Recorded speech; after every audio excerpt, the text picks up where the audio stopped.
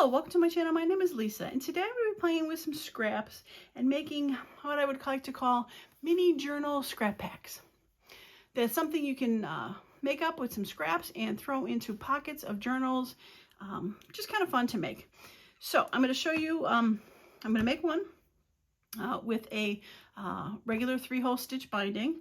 Kind of a great way to practice doing journals if you've never made a journal before. And then at the end of the video, after we're done doing that, I'm going to show you some other ways to finish these off. So I'm going to start with my piles of scraps.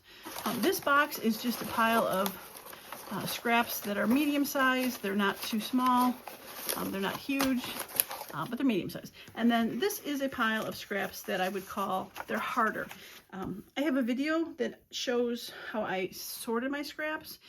So these came up from a box where I put papers together that were thicker that I thought could make great journal cards. But I'm going to use some of these to make the mini journal packs. So I think I'm just going to start with that one because it's kind of on top and I think it'll work good. It's nice and neutral.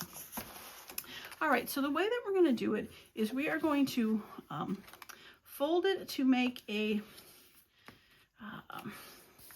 like a spine, I would call it. And I am not folding it even. I want the papers to hang out and show through. And I don't like the way that is cut, so I am going to trim this. Normally I just kind of play with whatever size I find and go from there, but just because that's cut weirdly, I'm going to just fix it. You know. Okay, so let's just grab some papers and go from here. Might have to straighten some of these out a little bit, but I hope you're having a wonderful day.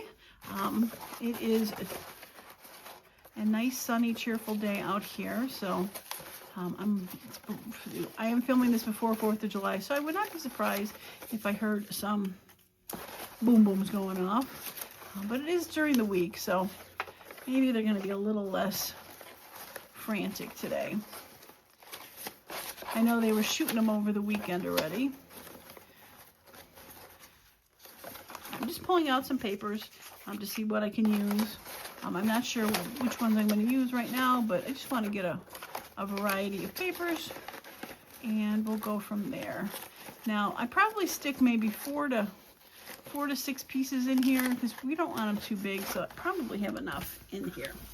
Okay, so the way that I'm going to do these is I'm going to fold them probably in half, most of them. Some of them I'll fold different sizes, but my only caveat is I don't want it taller. I want this to be like a regular journal, so I don't want them any taller than that.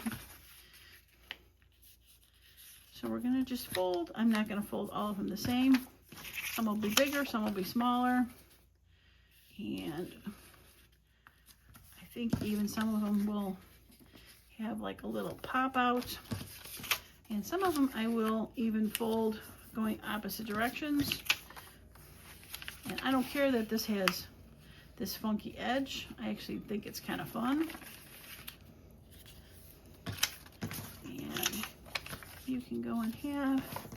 And I'm going to fold you in half. Okay, so now I'm going to sort these like I would a normal journal.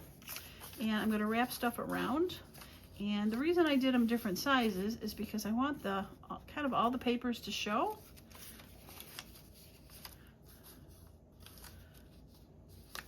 All right, maybe I will. Sometimes I flip them so when you're going through the journal, like not all the whites are that way. Sometimes they're, you know, you go this way.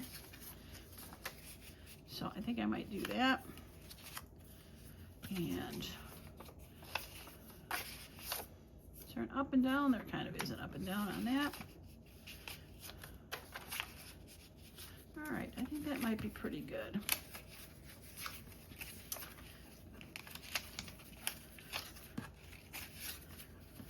Okay, all right, so I think these are all going to be, yep, these all fit in really nice, so we're going to go with it. And I am going to grab a binder clip, and I'm going to create this like I would any sort of journal, and do the 3-hole 3-hole punch with it. All right, I'm going to use some of this hemp cord. I think this would be a great color to go with it. And I probably should have figured out where the end was before I started this. But I think I see it. There we go. Okay, so if you've never sewn a 3-hole pamphlet stitch, like I said earlier, this is a great way to learn and practice how to do it, because this is tiny and it's really forgiving, because if you screw it up, you really can toss this. All right. So with any journal you're doing a 3-hole pamphlet stitch, 2.5 to 3 times the length is good. I'm going to do 3 because it's shorter. I don't want to have in the end just having this little tiny thing to knot off. So I'm probably getting way more than I need to on this. But just kind of playing it safe than sorry. All right, let's put that away. We don't need that anymore.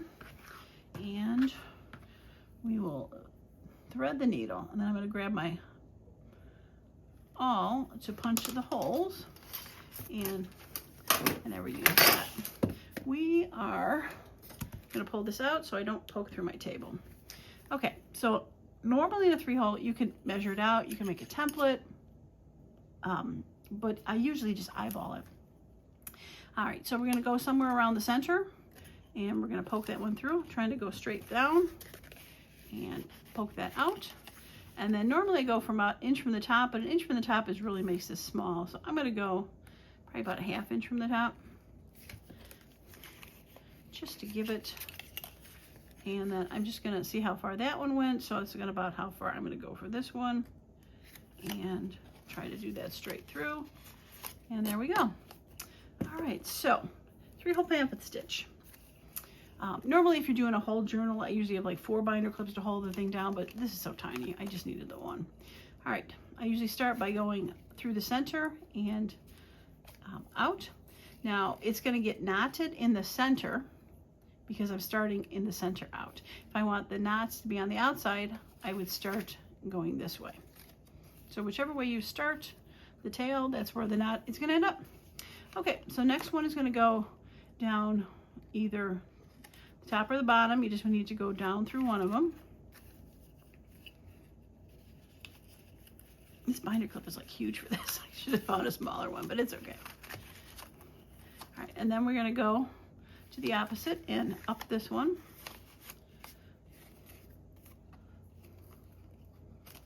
Okay, and then final step, just want to grab my tail here, and we're going to go back through the center and down. You just want to make sure you don't pierce your thread, because then it's hard to knot. And we're going to pull this through. Okay, now my threads are a little bit wonky, so I'm going to just try to shimmy it so they're about the same, which now they are. Okay, I'm going to take the binder clip off. It's in my way. Okay, I'm just going to pull it snug, not too snug because you don't want to start ripping the holes. And we're going to make sure that a thread is on this side and a thread is on this side of this, because we want this to go down the center. And we're going to do a simple square knot. Right over left, left over right. And if you think it's going to come out, you could do a third one, but I think this is not going to come out. I can make a bow or just a snip, and I'm going to snip because it is not a fancy schmancy thing. All right, so now I'm just going to fold these papers in, give them a little crease. And the cover and the other side, just to make sure that they are folded good. All right, so you can see it's just a fun mix of papers. And there it is with that. So you could cover this. If you want to make it fancy, you could go ahead and, round the corners.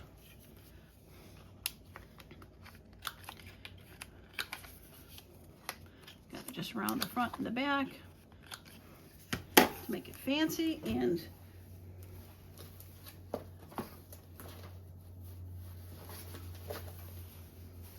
so now you have something to tuck into a pocket, just to be able to put it in. And you've got a place to have some fun stuff. if I've got a little side tuck place. I thought I did. Is it up front here? Yeah. So you can just put the little piece of paper in there, and now you've got a pad of fun stuff. Yeah.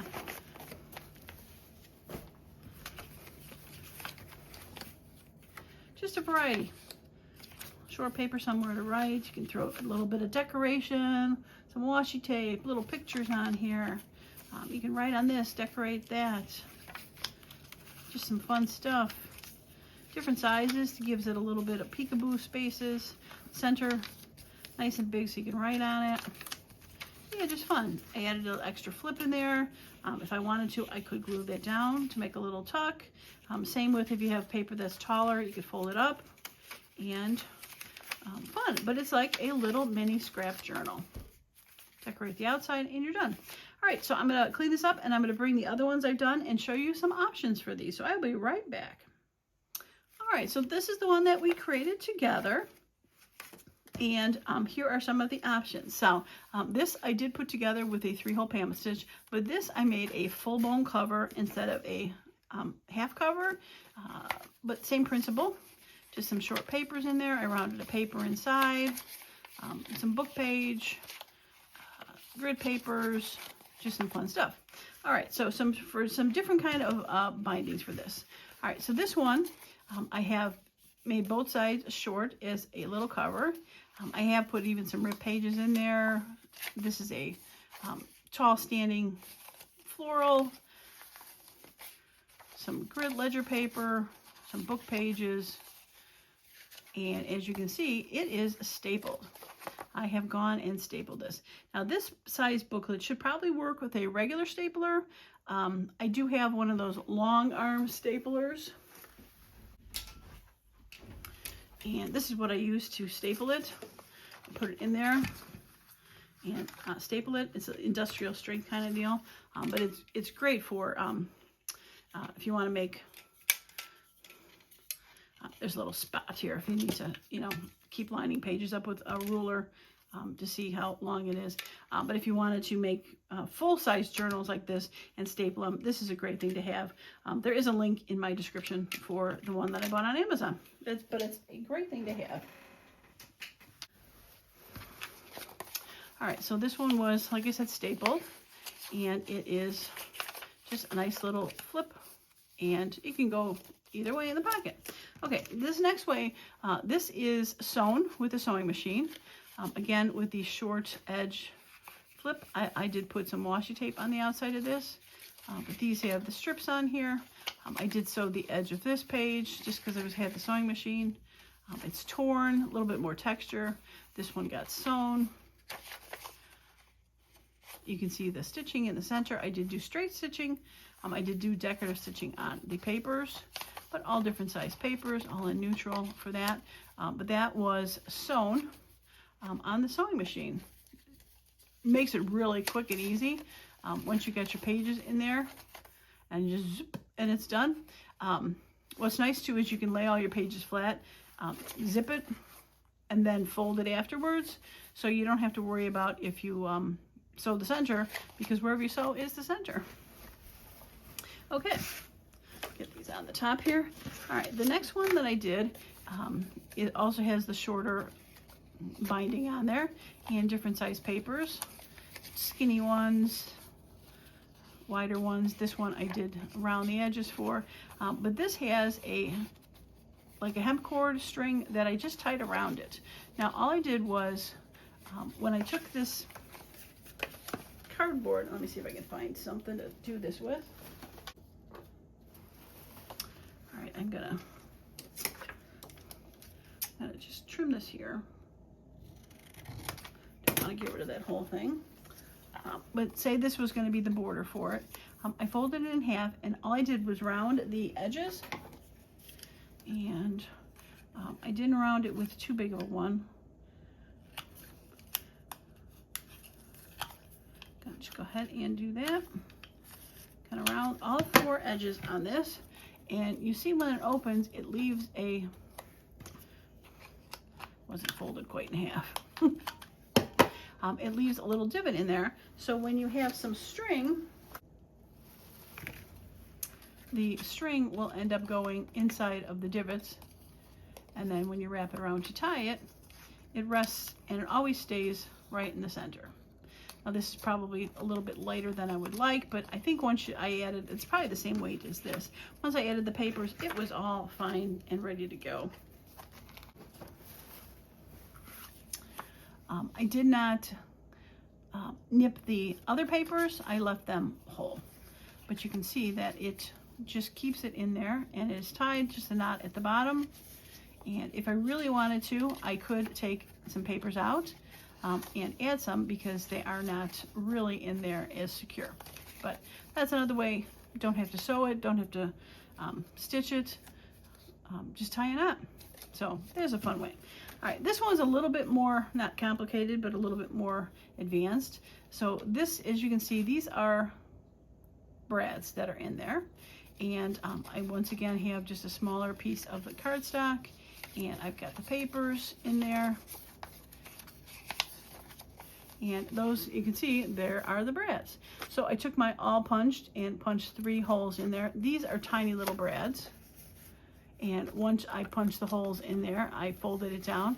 Now, if I don't want that, I throw a little bit of washi tape on there to cover that inside, so things didn't get caught, but it's not like they're sharp or anything, so I didn't worry too much about it. Once the brads were in there, I just took the papers and refolded them to make sure that they folded well. And you have a very fancy edge, like a book binding.